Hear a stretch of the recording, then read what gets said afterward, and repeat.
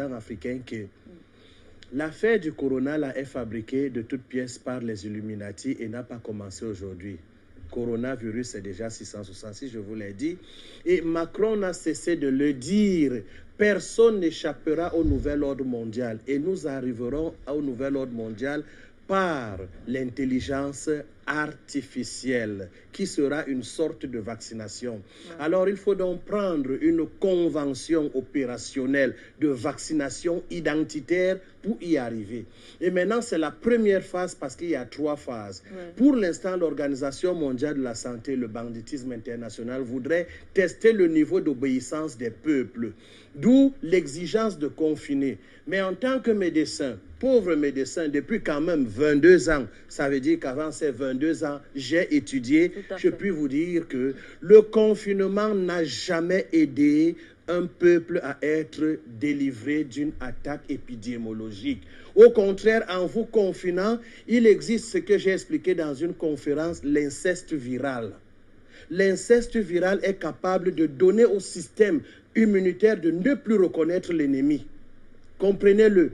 Tandis que le déconfinement, la circulation, crée une immunité collective. Donc, par des divers contacts, et sachez que les microbes ne sont pas nos ennemis, c'est le terrain qu'il faut protéger. Le contact avec l'extérieur envoie des particules microscopiques en nous qui met constamment le système immunitaire en travail pour notre protection.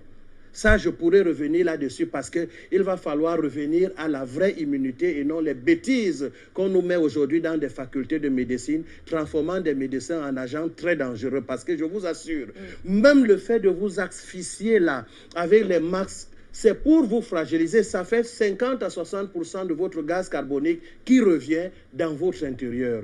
Et pendant ce temps, vous faiblissez parce que l'énergie amplifiée ou bien gérée par une bonne oxygénation du corps n'est plus là du tout. Mais les médecins réciteurs de cours, malheureusement, ne vous en parlent pas.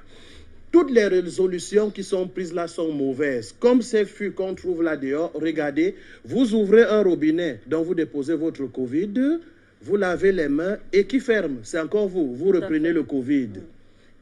Autant d'imbécilité qui démontrent qu'il n'y a pas eu concertation scientifique, mais une histoire politique décidée un certain jeudi, le 12 mars en Belgique, et les Africains ont copié-collé dans une sorte de folie qui dérange même parce qu'il suffit de réfléchir comme le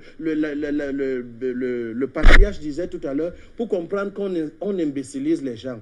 Donc 50 personnes, le virus se calme. En tout cas, j'ai vu dans les restaurants, tout le monde entre, il baisse, il met en berne son masque. Ouais. Le Covid attend, il mange d'abord, après il remet, le Covid frappe. Des imbécilisations comme ça ne doivent plus exister.